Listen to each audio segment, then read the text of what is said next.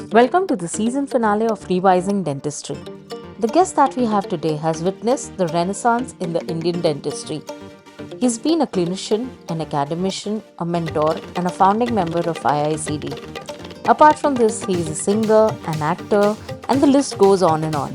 I'm sure that every one of you will agree to it that he is the big B of Indian dentistry. Let's welcome Dr. Kumarswamy sir. Welcome to the podcast, sir. Let me just start a few this thing that when I thought of something that I want to do a podcast on dentistry, I had two people in my mind who I knew sure shot were coming on this podcast. First one is the first episode that I shot, Dr. Das sir, and I knew that the season finale has to be Kumar Swami sir. Like I have to end it with like a huge thing and start with a huge thing. So I wanted you to come, sir, and I wait for your message or call after every podcast. Okay, fine. Now, sir will message. अब क्या बोलेंगे, sir? Now, what is his review? Like I wait for it because I always get guidance from it, sir. So, thank you so much for coming to the podcast, sir. My pleasure. Jaisal, like Ratin mentioned, Yeah. it's always a special feeling when one of your students reaches a phase in one's life where she has a brush with the newest of technologies and remembers to touch the staff member who has touched her life during her student days. So it's like completing a cycle. So thank you very much for having me here. It's my honor, sir. It's my honor. So, sir, let's discuss about the topic that we decided: celebrating Indian dentistry. Indian dentistry, sir. What was dentistry when you started with it, and what is the dentistry now? Because you have been. I feel that if I see your journey, if I know you personally, and if I see your journey, you have touched each and everything in dentistry is what I feel. Like, you have seen the basics of it. You've seen the advancements of it. You've seen the academic side of it. You've seen the clinical side of it. So I just want to know, let's just start with a huge this thing, that dentistry when you started and dentistry that you're seeing right now. What is it like? Yeah, my mind goes back to the times when, as an undergrad student in GDC Mumbai, Bombay at that time, we had something called as a triple section arm, which means that there should be a cord running, and we need to attach a slip joint, as we called it, and then ran our motor and cut cavities. Maximum, probably the speed would have been about, say, 25,000 RPM or 20,000 RPM, that's it. And if you think about those times when one of my friends got selected in the Armed Forces Dental Corps, and when he went for his first posting, they had something called as foot engine, which means there was an orderly who was running that foot engine, and that generated the speed, whatever I mentioned earlier, and the cavities were cut. So I'm talking about that era. I'm sure there's an era before that, but I have very little exposure to that, so I wouldn't be able to take you through those times. So that was somewhere in 76, 77, 1976, 77, and I was in second or third year. Third year is the clinical year in GDC. From there, what was the environment in the country about dentistry? Awareness levels near zero for the mass population, near zero.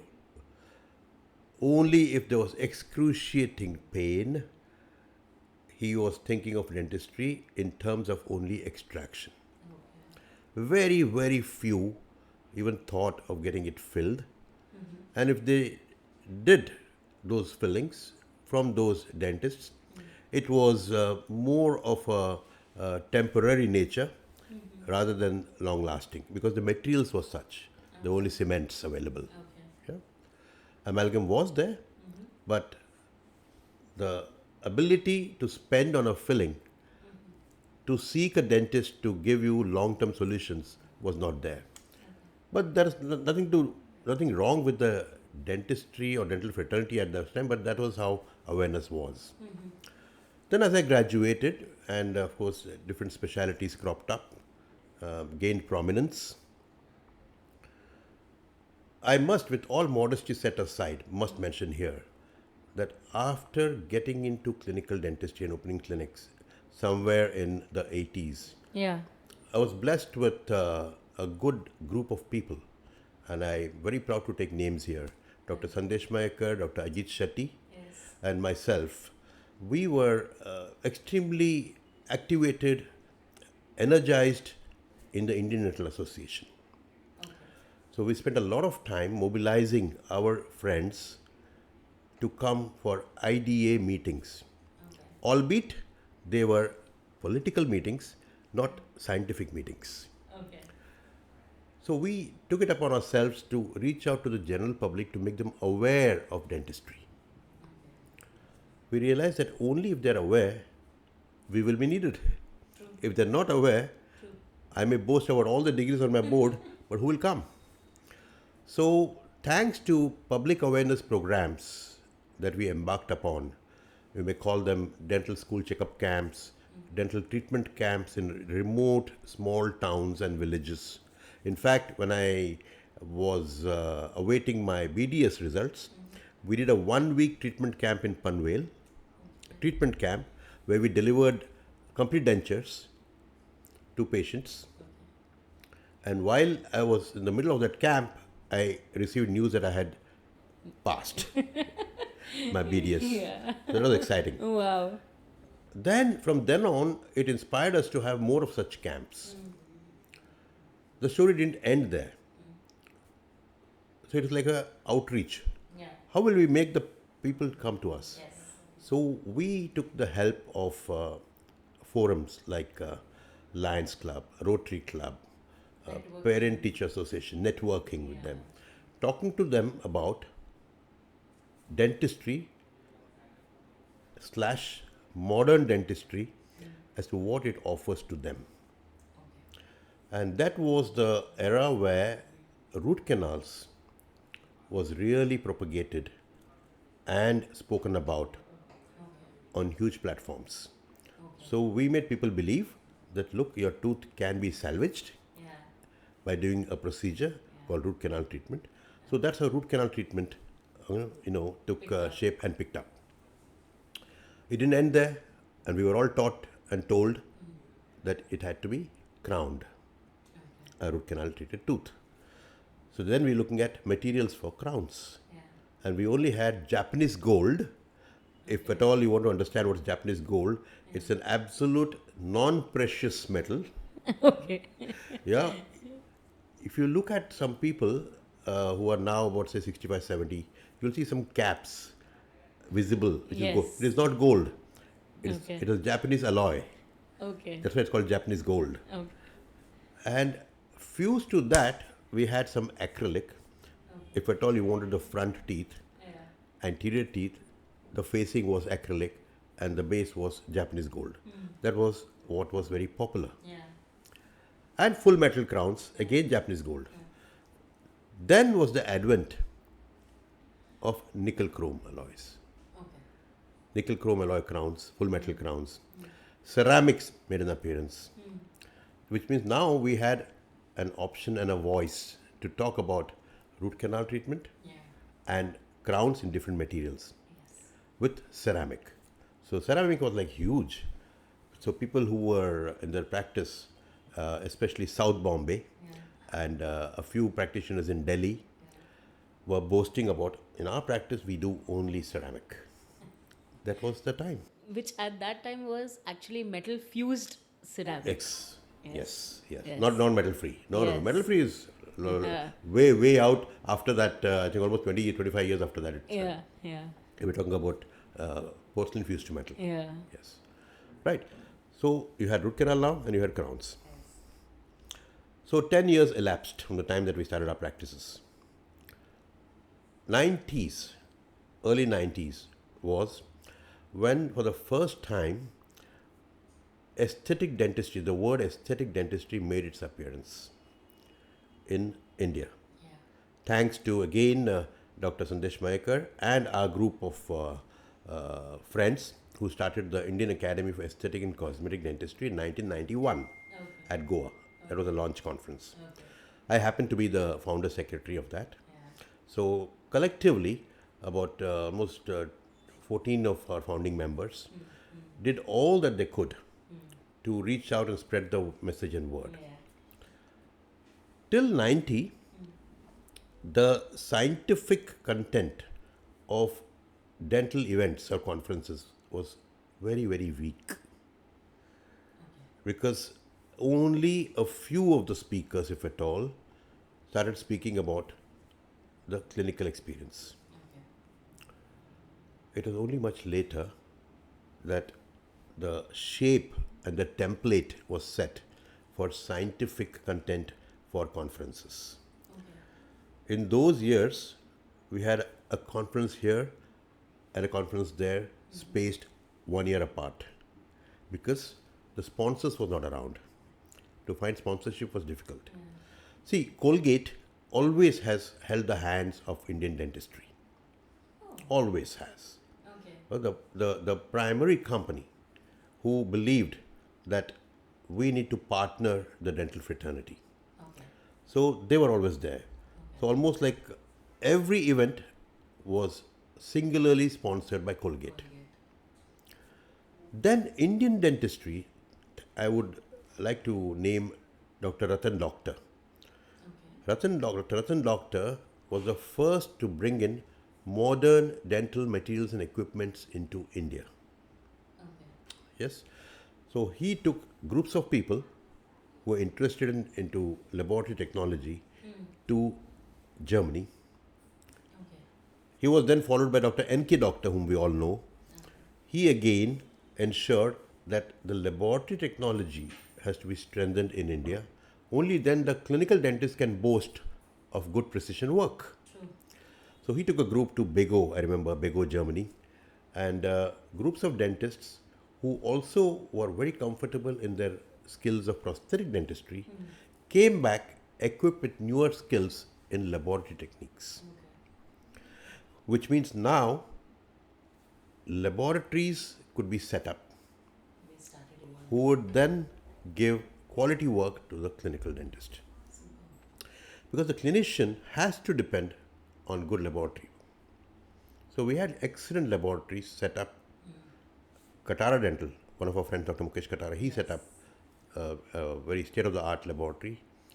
That's how the laboratories, once the laboratories came, the confidence of the clinician was stronger. So he then realized that I can tackle the complex of situations and I'm going to get good work. So we are now talking about 95, 96, 97.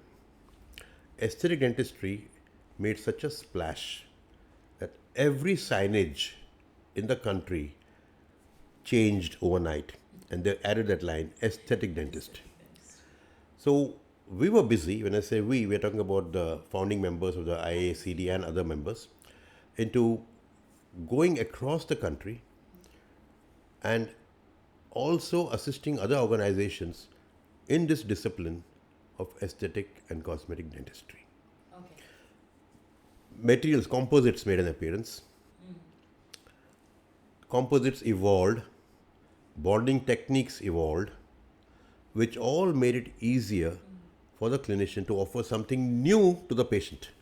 At the end of the day, the patient has to be taken through the dark tunnel of extraction and dentures into something modern and attractive. So appearance-related dentistry, which included teeth whitening, all these things made an appearance. So if I can take you through that 80s, which I told you, and then talk about mid-90s and 2000s, in these 2 decades, we saw a complete shift in the minds and spirit of the Indian dentist. And all the magazines, articles started appearing talking about how Indian dentists are now on par with American dentists. This is what, briefly, if I can tell you, what dentistry was in the 80s or before 80s and then up to 2000s. Okay. Now, in 2000, another baby appeared on the horizon called implants. Right? Now, people who had embraced aesthetic dentistry most of them did not like surgical work. And they took pride, and maybe rightfully so, they took pride in saying that we don't like surgery, we don't like blood. Good. Those who did like surgery were looking for something else to put on the shelf of a buffet offering to the patient, so they embraced implants. Very soon they realized that implants is not surgery. Implant has a lot to do with restorative skills, prosthodontic skills and understanding. So then the implant societies, which was at that time called BSOI, Bombay Society of Oral Implantology, they renomenclated themselves to ISOI, Indian Society.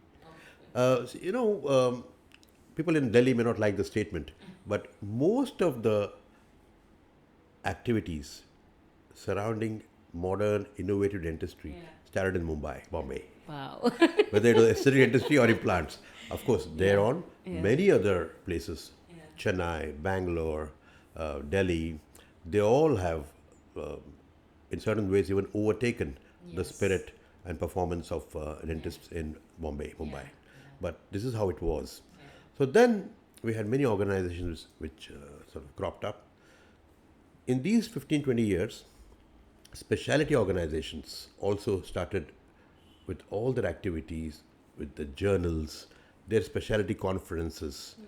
So suddenly in 2010, 2015, you had conferences dotting our calendar every week. Every week, Every week. And that's spread out geographically also. All over India. Majorly. So people didn't have to travel then. In the 90s, for good scientific activity, they had to travel to Mumbai. Because sometime in 2004, 2005 is when FamDent started. So that again brought in a completely new dimension to scientific events. A lot of speakers started sharing their skills. A lot of speakers who had data with them started putting it out on the screen for people to see. So that's how there was a lot of activity. And today, if you look at the dental calendar, it's buzzing. You have to choose actually. Do I go here? Do I go there? Do I give this a miss? So that's how Indian industry has. I was just having a word with a friend of mine in USA. She just pointed out a point where, there is there is US dentistry and there is European dentistry. US dentistry is kind of a little more aggressive. European is more conventional, preserving. Where does India lie on this thing? It's very interesting that you asked me this, because we have always read and believed European dentistry is very conservative. And the reason for that is the people there are very aware of their needs. They are very aware of the expectations of outcomes of their treatment and their visits. तो Europe वाले जो है ना, उनको marketing की ज़रूरत नहीं है. ठीक है. यूएस डेंटिस्ट्री उनको मार्केटिंग करना बहुत अच्छा भी लगता है और वहाँ ज़रूरत भी है, क्योंकि in the US the lot of corporate chain of clinics, and the investment and of the insurance companies is so high. The insurance companies will then mandate that you need to have X number of target patients. So with all these things, American dentistry is very, very oriented towards marketing, targets, competition, price variation. Europe is very, very simple and straight and sorted. कि वहाँ पर तकलीफ है तो they know where to go. There are specialty clinics. The specialties, there's aesthetic dentistry has got a slightly different hue there. So it's basically functional dentistry with a touch of aesthetics. Now India is caught between the two. We need to also identify that patients need essentially functional dentistry. They may come asking for aesthetic dentistry, but we as ethical dentists need to balance the two, give them appearance related dentistry, at the same time not lose vision of the fact that the occlusion is important, the core structures are important, adjacent teeth surfaces belong to the patient and not to us to just grind off when we need. So this is where we need to be careful. In the UK, they have a different problem because of NHS. The whole system is crumbling. They have a lot of clinics which come under NHS care, but the patient demand is so huge that to get an appointment, you have to wait almost for 4 months. Something similar is in Canada. I was last year there at my daughter's place, and I realized that whether it's dental or even health care, to get an appointment, you need to wait for 6 months. So emergency care is very, very poor. Poor not by way of treatment, but by way of scheduling. Okay. And do you think that the picture of tourism, dental tourism in India, is getting better because of this thing? Because of the price variation. Okay. Okay, now what has happened is, if you compare the treatment costs of an implant and a crown in the US, in Europe, in UK, and in India, obviously India is going to be the chosen destination if only price is the factor. Because patients and tourists are looking for treatment in India, because they need to spend less here, this gives us an opportunity to jump on and compete with our colleagues abroad. So my appeal to all the dentists in India is, come on, let's take this opportunity, give the patient the best as to he goes back, and if at all he has to compare it with whatever is done in the US or Europe, he should be happy. And we are capable of doing that. We have the skills to slightly elevate our ethical understanding and patient care. And I'm sure very soon India will be the leading destination for dental tourism. Wow. Let's hope and pray for that. So, coming to a topic where I have a very keen interest is dental research. Like, what is the scenario of dental research in India, and how much have we contributed? Plus, what is our role in it basically? You know, sadly, Jaisal, dental research is at a very, very low level in India. And there are a couple of reasons for it. One of it is lack of funding. Two, lack of understanding as to what exactly we need to do for basic research in dentistry. There has to be a very close connection between academia and research institutes and partners like the IITs and the BARCs, wherein we can have and create a template and a protocol where it cannot be a time limited study. That's the problem in India. Currently, we think that by doing MDS and by doing a dissertation, we have done research. No, we haven't. The departments have to undertake long term research projects. The department has to run it, taking the help of postgraduate students, and then you can have a 5-year study or a 7-year study where the funding can come in. I believe there are a lot of unutilized funding with the clinical research funding that India gives. Okay, CISR, yeah, Central India Scientific Research. They have funds, but nobody is utilizing it because we have to go to them with a proper study which suggests that it cannot be a one year or a 6-month study. It has to be a long-term study. It's possible, but we need to crack that code.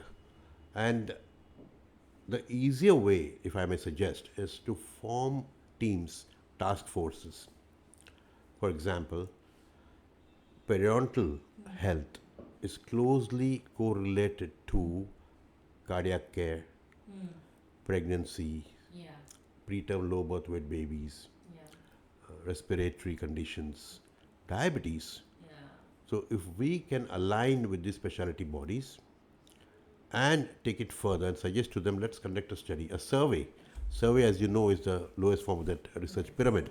So carry out a survey to begin with. Once we get some outcome of the data of this survey, we can take it further. We can go to the relevant organizations for funding. Industry will always be ready to help, but they need to have something concrete. For example, we have a lot of dentifrice manufacturing companies. Sensitivity. Currently, we don't have data. We don't have data in our country as to how many people are genuinely having sensitivity and because of what. So that study can be conducted. Then we go to the research to carry it further, go to these funding partners, and they'll be happy to fund. So currently, our research template is extremely weak, probably non-existent. Okay. Okay. As you suggested that the correlation of the periodontium to a lot of other general diseases is there. Do you think that the awareness should be made not only to the public but to the other fields of the Medical fraternity. medical fraternity? Absolutely. Yes, that is very Absolutely. important. Now, there is a way to do it. Prima facie, if we go to a physician or a cardiologist and tell them, you know what, there is this thing and can you please help us? I don't think that's the right way to do. We need to first come up with good amount of data. As an organization, invite them for a discussion, have a panel discussion, and the outcome of that has to be tabled to the concerned health authorities. Both the Cardiology Association, the Respiratory Association, the Diabetic Association of India, Periodontal Association of India, the Dental Association, all of these we have to perform a task, a time-related task, and then go to them and say that we need to take this further. If we do that, a lot of foreign universities who are into this research will be very happy because they will get ready-made data from India. True. So which will help them in their research as well. So this is where we need to do. What are your views on a very trending this thing on Instagram is going on is called as holistic dentistry? What's your opinion on that? So I would consider all the allied field of treatment as our partners. Is there a solution there? There might be, there could be. We don't know. Like for example, Ayurveda or homeopathy or Unani. Like we know that miswak, you know, उसमें दांत घसने से राहत मिलती है, ऐसे कहना है. But we need to have studies. દાંતન કરને से તમે દાંતન કરો તો તમને રાહત મળી જાય. પણ એમાં સાચું વાત છે કે નહીં એ કોણ કહેશે? So unless and until we go about performing a structured research, then only we can say that, you know what, it's good, but not the fibers, the juice of it. That massaging it may help the soft tissue. But to come up with that, there are a few studies, but we need to have more and more of such studies to establish a closer relationship. Then we can proclaim holistic treatment. When we say holistic, we are talking about head to toe. And dentistry falls somewhere in the top rung. So if this is the gateway to health, and if we want to understand the gateway, interpret all the conditions well, then we need to go deeper. Like for example, people say that I have indigestion, constant indigestion, and because of that I have acidity. Because of that my teeth are worn off. It is the patient's perspective. We need to again take it further, keep this data, analyze it, diagnose, examine the mouth, and observe the patient for a long period of time after treatment to see whether truly it is. If he feels it's because of the upset stomach or gastric problem, address the gastric problem with your partner. It could be Ayurveda, it could be whatever. Then check. For that you need time, academic bent of mind. So at the end of the day, the youngster will say that इतने में तो मैं 4 root canal कर लूँगा और 6 crown डाल दूँगा तो ये काम. The choices. What is your opinion on the mindset of the dentists that are coming in? I know you do a lot of counseling to the dentists who want to choose a pathway and who are choosing dentistry. What's your opinion and what's your road? Like, how do you guide them? Just over the last 5 years, I've been going to different colleges. When I get invited to give lectures, I tell them there's only one topic I'll speak on, that is future roadmap for the young dentist. So what do I do here? I tell the student, please have clarity. When you're starting your internship, you can take 2 months to celebrate, but after that, it settles down, the euphoria is cooled down. Sit, come up with your SWOT analysis, your strengths, your weaknesses, your opportunities and threats. That will tell you whether you want to pursue further academics by way of MDS, whether you want to study in India, whether you want to go abroad, whether you want to get into clinical dentistry, whether you want to just observe somebody before settling down. All those choices, you have to be clear. And I tell the parents, do not impose your dreams onto your kids. Just let them pursue. You have helped them to do BDS. After that, all you can ask them is fine. I know that as a parent, your pressure to see your daughter settled, which means that poor girl, she's just about emerging as a young dental graduate, and you're now telling her, okay, fine, your next junction is settle down. For those girls who are into a dilemma, that you are a good girl, you want to listen to your parents, no problem, finish with your marriage, finish with your kids. Dentistry is not deserting you. You can always bounce back. In fact, JSL girls whom I had counseled in 2000, early 2000, come to me now and say, thanks a lot, it worked. We finished with our commitments towards the family. Now I have all the free time, the kids are grown up, they're on their own, and I'm doing dentistry, and I can choose what to do. She can choose what to do, whether you want to work only for 2 hours a day, whether you want to do only root canals, whether you want to do only counseling and have an associate do all the work. You have all the freedom. So this counseling certainly is important. So I would request all interns also seek and find a mentor for yourself. Could be from your college, could be from the private fraternity. That will help you to expose yourself to clinical dentistry and the big bad world outside. Because it's a completely different world from your college. You had an umbrella in college. You didn't know whether it was raining or sunshine. That umbrella is gone once you finish your internship. You now have to embrace the realities of life. And the sooner you accept and embrace small points, better off.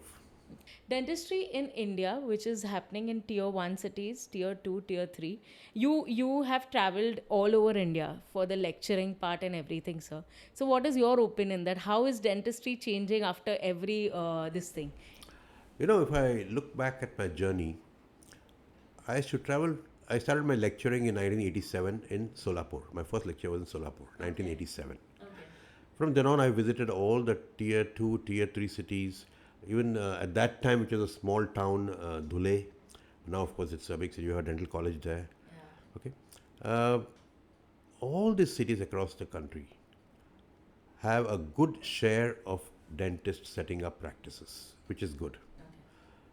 It is only people who graduate in Mumbai or in Delhi or in Bengaluru or in Chennai, these cities, they think that you need to settle in a city. My message to them is please explore the possibility of setting up practices in tier 2, tier 3 cities for various reasons. One of which is your expenses are very, very less. Your work-life balance is very good. You will have a lot of time because the travel time between your residence and clinic, which is going to be huge in cities, is minimal in those cities. And you create your brand faster in those places than it will take in a city like Mumbai. For the first 5 years, you're trying to just ensure that the patient comes to you and doesn't go anywhere else. For that, you need to do a lot of right things and at the right time and fast. 5 to 10 years, you're now establishing your brand. You're choosing what you like to do. You also deleted what you don't like to do in dentistry. You're concentrating on those. 15, 20 years, you're a brand and people are now saying that, wow, if we want to, anything related to dentistry, the name rings. It's Kumarswamy. What have I done for patients to register that brand? There's a lot that you need to do. Care for the patient, care for the patient's accompaniment, inquire about their well-being. What are the kids? You must have treated the kid when the kid came to you in KG. Today the kid has gone abroad to do MS. So how is he doing? So once you communicate well, that's when you'll understand that you are now a brand. So tier 2, tier 3 cities, very strongly I would recommend. for young dentists to set up. And of course, keep coming to the major cities, keep coming and attending events, conferences, workshops, elevate your skills. When you go back with that certificate and that's on the wall, those patients in your town will then look up to, oh, wow, you went there? So it's a big thing. This is how you go ahead and silently, ethically market yourself. Yeah. So the one very important word that you said, maintaining a work-life balance in dentistry for a dentist, maintaining that work-life balance. I know that I have seen, if anyone knows you, I know that I've seen on Facebook, I know you since so many years from YMT now. You have maintained a beautiful balance between your hobbies, between what work you do. You are clinically oriented, you're there in the academics, you're there in the organizations. You have amazing things done, like you have been in a film in a Marathi film, I guess. So how important is this aspect of your life as a dentist, where we are supposed to maintain the work life balance? Jaisal, at the outset, I would like to say God has been very kind. And my mother, a very social person, very early said that yes, profession will take you somewhere. But at the same time, if at all you're committed to your family, then the thrill is completely different. Okay, so you need to find time for the family. I'm guilty of not finding time when my kids were growing up, because at that time I was absolutely concentrating on the career. Because as luck would have it, I got married and started my clinic around the same time. So which means that I need to concentrate on the practice. And thanks to my wife Sharda, who brought up the kids in a wonderful manner, and both of them are doing very well now. Akshay is here, and Ashwini is in Toronto. She's a director in a health insurance company. But I realized somewhere along the line that I have missed out on very important things with my family. Those times gone are gone. They won't come back. But the realization made me believe that I need to also find time for myself and the family. Where will you only have 24 hours? So I need to cut the slice somewhere and take that slice home. I was fortunate that I had a very good work team in the clinic, which allowed me to pursue my passion, whether it was lecturing and traveling abroad, whether it was learning to sing. I started learning somewhere in 2012 or 12 years ago. Dr. Usha was my associate for 25 years, ensured that I could pursue a passion at the same time the clinic was taken care of. And along with her, I had many associates who were with me for brief stints of time. They all were excellent. In fact, there was a time, Jaisal, that one evening, very funny, I come to the clinic, and the clinic reception area was full of patients. And I was in a hurry, and I was trying to break into my office. And a patient stops me. कहाँ जा रहे हो? कहाँ जा रहे हो? Next turn हमारा है. because they, because they hadn't seen me. They had only seen Dr. Usha and others. So I had to tell them that, hello, ये clinic मेरा है. So it happens. So then I realized also the other good thing for senior dentists like me is when the patient does not miss you, which means you have arrived, which means you have developed a team wherein they prefer to go to that dentist than to you.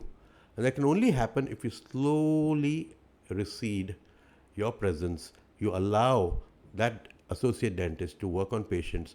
That will only foster a higher level of trust and belief in the patient's mind towards that dentist. This is work-life balance to me. The definition may differ from dentist to dentist. I have a few friends. बोले कुमार तेरा तो ठीक है, तू गाना गा लेता है, एंकरिंग कर लेता है, और अभी एक्टिंग भी करने लगा है. I act in Tamil dramas also, as you know. बोला मैं क्या करूँगा, मैं तो सिर्फ डेंटिस्ट ही कर सकता हूँ. I don't know anything else. Yes, there's an issue. If you are only thinking that dentistry is there and nothing beyond dentistry, in that also try to get away from clinical dentistry. Do dentistry, clinical dentistry. You will have more time. See, clinical dentistry, if you want, of course, it's all a personal choice. There is no rule. that you should not do after 65 or 70. But if you can, that's how the work-life balance comes in. So you will pursue your passion, networking, meet friends, or do whatever, write poetry or literature, or read, do whatever you want to do. At the end of the day, if you can get a good sleep, well done.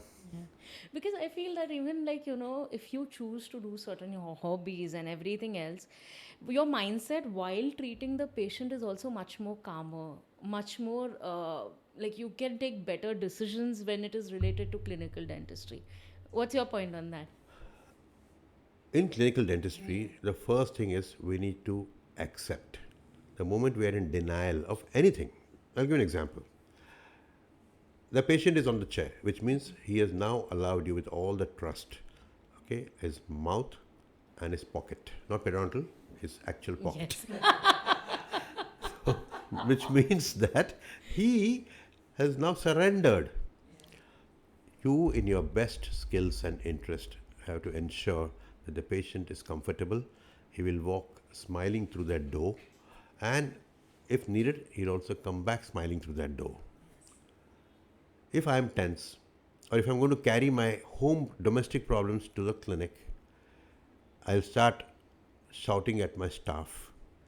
The staff, unhappy, is not concentrating in what next he has to hand over to you, drops it on the floor. All these things start. And patients are very, very observant and smart. They can gauge in a minute what is the atmosphere and mood of the clinic. From the time that they entered, a smile, comforting them, glass of water or tea, or even after treatment is over. I've seen some patients, some clinics where patient over, अच्छा बाहर bill दे देना. It's understood. You don't have to tell them. It's understood. So those are the things which you need to develop to create a brand, and the patients love dentists who care for them. Payment उनको पता है करना ही है, but this is how you develop. So my again message to the youngsters is, do your best and treat them as if they are here to stay. If you treat them as आज है कल पता नहीं कहाँ जाएगा, then it's up to you. You'll have 50 patients a session and you won't have time to talk to anybody. How important is I mean, I have seen you creating a family with your staff members, with the associates that you've done, like that have worked for you. I mean, to whoever I speak to, there was in this course that I did currently, I spoke to one of the doctors whose mother is known to you, and she's like कि वो इतने down to earth है. Aswatha Kumarswamy sir, सब लोग इतने down to earth है. They're so good to talk to. They're so inspiring to talk to. How do you create that atmosphere in the clinic, like with your associates, with your staff, and like what is your trick and what is your tip on that? सबसे पहले तो tell me the name of that lady. I need to give her 20% discount next time when she comes. She's a dentist herself. Okay, no, that's true. In fact, the training, whenever somebody comes to seek a job with me over the years, the first thing I tell them that this is not a clinic, this is like a family. Wow. Okay, if we find you comfortable and if you find us comfortable, then you start work. So just be around for 5-6 days. Don't do any work. Just be around. Because they, what happens is they come with certain ideas. We have certain ideas. The ideas have to match. And the only way it can happen is just passively remain in this clinic, come for a couple of hours, then say, are you ready now? In fact, Forum, your friend Forum. Yeah. Forum first came to us as a patient. She was in class 9 for her ortho. She finished her dentistry. Of course, she wanted to know whether she wanted. I said, go ahead, do her dentistry. She did her dentistry. She came to observe.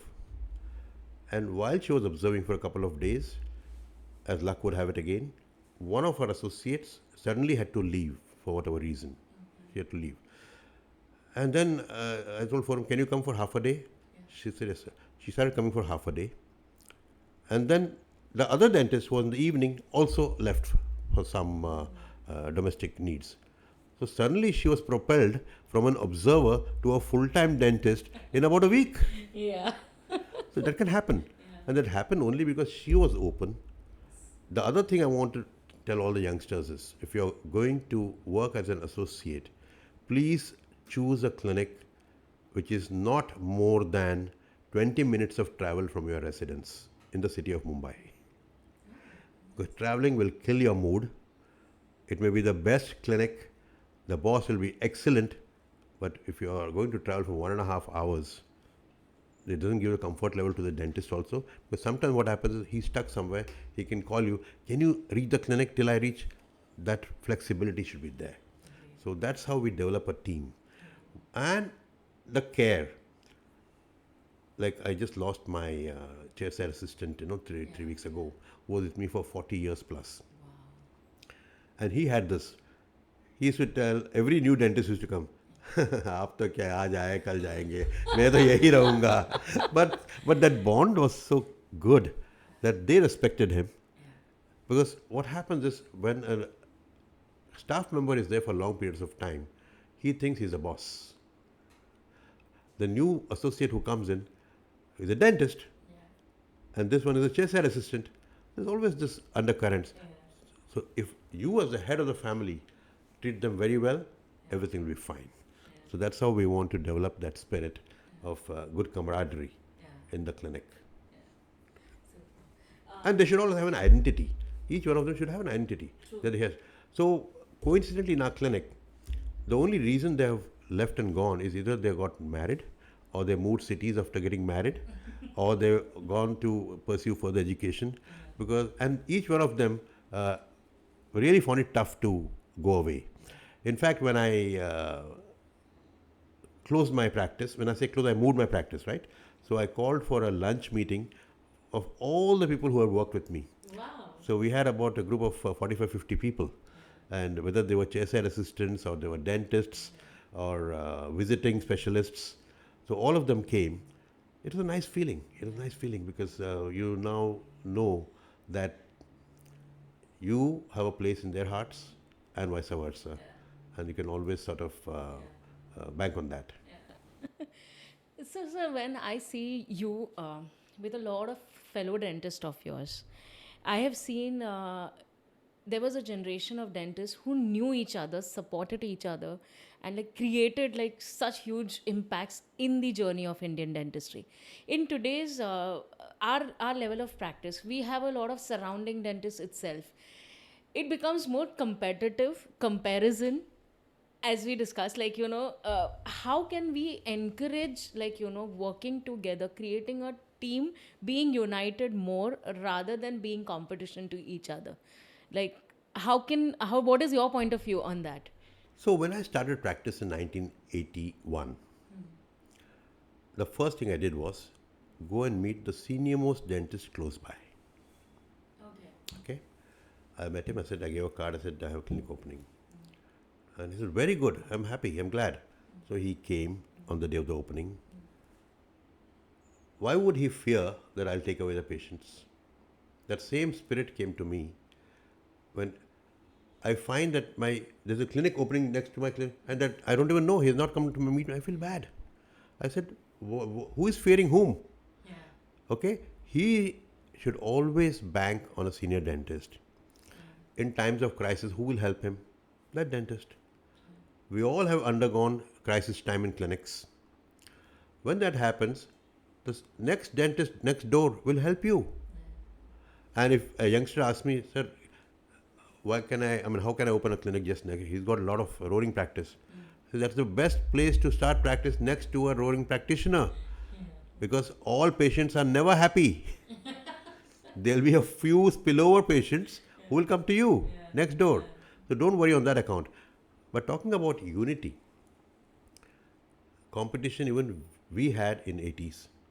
Competition was the 90s, 2000, all through even now. Competition will always be there.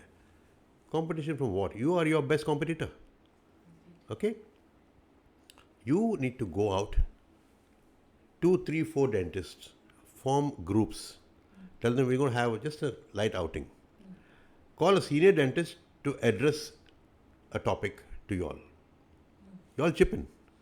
Like let's say those 6, 7 dentists in that area of a radius of 2 kilometers. They'll come in. For example, collection of fees. which is a challenge initially, right? So tell the senior dentist to speak to you all how to price your treatment, how to collect fees in the best possible. He'll come and talk to you all. He'll not fear that you'll take away the patients. The fear of losing a patient is where they give it a name and a word called competition. That is not competition. That is basically you're fearing that somebody is going to take away your patient. You should feel happy that at least somebody is treating that mouth. That mouth needs treatment. So the more mouths needing treatment will find more dentists automatically. Now, look at the scenarios, Jason. Supposing your practice is for 4 hours in the morning and 4 hours in the evening. You're capable of treating about, say, 20 patients at max. If patient decide to come to you only and not to go to your next dentist, like 50, 60, 70, will you be able to treat? So why would I want all of them to come to me? I want them just adequate where I can do my best work. That word should percolate like a blotting paper, and from word of mouth, I should be able to get more patients. That's worked with me, and I'm sure it'll work. This is a time-tested formula. True. So, sir, do you think that dentistry all over India, is there any division, north side dentistry, south side dentistry, western dentistry, something West Indian dentistry? Is there any kind of demarcation there, or do you think that no, like we are going in a very harmony, as an Indian dentistry forum? So dentistry, when it began, clinical dentistry, Bombay, no question, Bombay, yeah. Whatever the facilities were there, they first came to Bombay. Then, of course, Delhi. A few of the old practitioners of Delhi also started matching. The skills were there. The skills were there. We are talking about the clinics, the patient awareness. Like today, we are saying if Europe is more aware. Similarly, years ago, patients were more aware of dentistry in Bombay. Then, of course, it spread to other metros, Chennai and Bengaluru and Delhi and Kolkata. Practicing clinician in Bombay had more access to modern equipment just to a few years. After that, it became available everywhere. So today, if you're talking about the class of dentistry and the type of dentistry, on par, whether it is Delhi, Chandigarh, Ahmedabad, Vadodara. I was in Vadodara last week, and excellent dentistry. Mumbai, Chennai, Trivandrum, Hyderabad, all of them, good skills. Also, what has helped us, see the dental colleges. Today we have 300 plus dental colleges spread all over India. So, per force, those graduates will set up clinics. The dental education system, sir, in India, does it need a little bit of, I would say, refurbishing, and or is it going according to like a plan? Like it's going great. Oh, there's a huge yawning gap between what it should be and what it is. Yeah. The powers that be seated in the Dental Council of India, from time to time, are looking and reviewing their curriculum. But what we need to look at is translating those rules and regulations into realities. For example, I would like the Dental Council of India to come up with a plan wherein during internship, 15 days, that student is compulsorily posted in a private clinic, identified and listed by the council. The practitioners can apply, we can list. And these students get an exposure of private practice before they come out after completing the internship.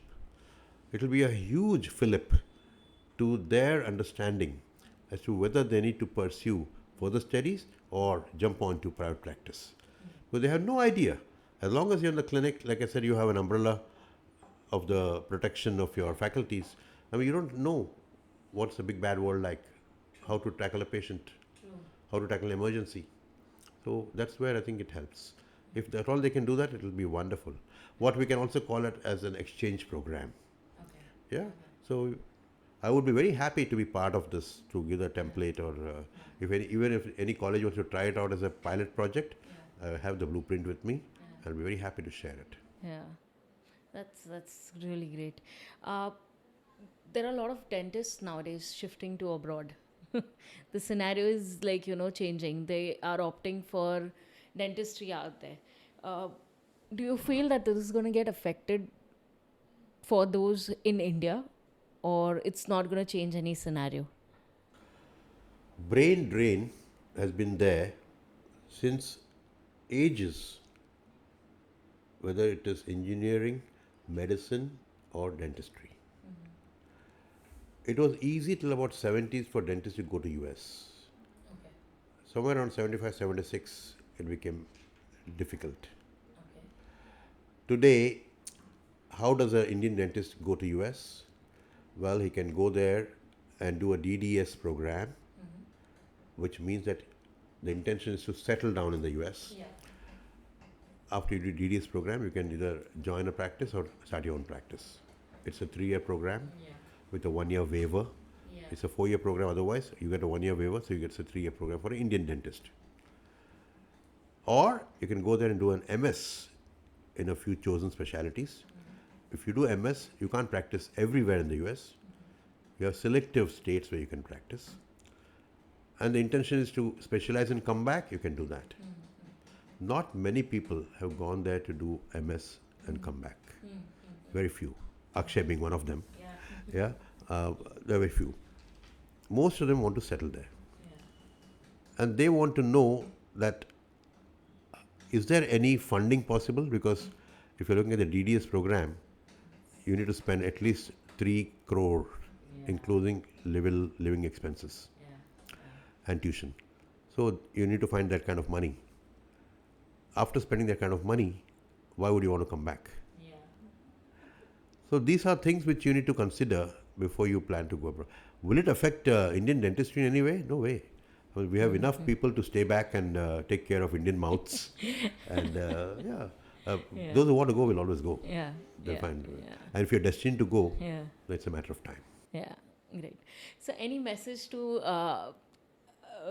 dentists out there who have like lots of questions in mind, and regarding the mentor specifically, the mentor, finding a great mentor is a challenge. I according to me, I don't know. I mean, but finding the right mentor in dentistry. What is your message out there to all the dentists? So here is what I would suggest. When you attend a conference, there will be a few speakers who will touch your soul. Okay? Now, when those speakers have sparked that curiosity in you, after he finishes lecture, seek a moment to speak to him. Ask him, sir, I would like to actually follow you further. And I'm not talking about following on Instagram. I'm talking about actually following his footsteps, if you will, to seek an appointment, sit with him. You could be having certain doubts. Make sure those doubts are genuine. Most of the time, मैंने सुना है, मैंने कोई सुना बिना नहीं चलता यहाँ पर. Whatever you feel, ask openly. Be open to receive suggestions. Be open to be corrected if you're going wrong, because a mentor has been there, done that. So be open to receiving suggestions and develop. You can have more than one mentor, by the way. It's not necessary you need to have only one. You can have many. It depends on whether you want a mentor in singing, mentor in acting, mentor in dentistry, wherever. So but if you need all in one, it's Dr. Kumarswamy. So kind. Thank you, Jason. But also what is the other point I want to drive home here is be truthful. Open up completely. Don't be selective, because otherwise a mentor cannot advise. You have to completely open up and say that this is bothering me. This is stressing me out. Even if it means that there's parental pressure, a mentor is good enough to pick up the phone and speak to your parents. So be very open with the mentor. Okay. It's important to find a mentor in dentistry. may I take this forum to offer myself as mentor to anybody? Sure. Just so people may contact you. Definitely. Please tell them. I'll be very happy to have them out. Definitely. Very happy to have them. Definitely. Thank you so much, sir, for coming in for this podcast and sharing everything. Like, I never felt any kind of a stop from your end. Like, and I don't want to share this. And thank you for sharing your mind and your heart out on this podcast. I'm sure there are going to be more requests for you in the coming podcast as well. This is a season finale of the first season is what, has been great with you, to host you, to talk to you. And so just last one request. I just need one song from your end. I know you have amazing voice, sir. But just something, if you can just sing, like describing your journey in dentistry. One song that you would sing for describing, your journey in dentistry. This seems to be my favorite go-to song. Yeah. So almost everywhere I sing, I need to make it different. I can't keep singing the same song again No and again, problem. right? So let me.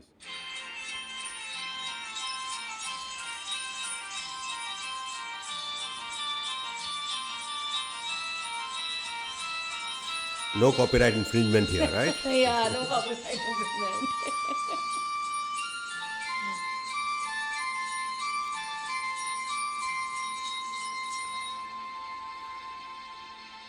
कहीं दूर जब दिन ढल जाए सांझ की दुल्हन बदन चुराए चुपके से आए कहीं दूर जब दिन ढल जाए सांझ की दुल्हन बदन चुराए चुपके से आए मेरे ख्यालों के आंगन में कोई सपनों के दीप जलाए कहीं दूर जब दिन ढल जाए सांझ की दुल्हन बदन चुराए चुपके से आए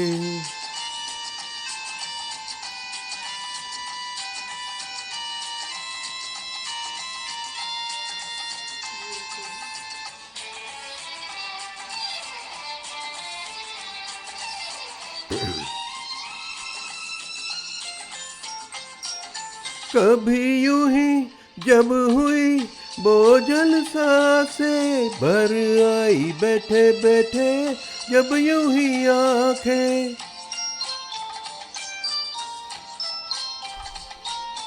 कभी यूं ही जब हुई बोझल सांसें भर आई बैठे बैठे जब यूं ही आंखें तभी मचल के प्यार से चल के छुए कोई मुझे पर नजर न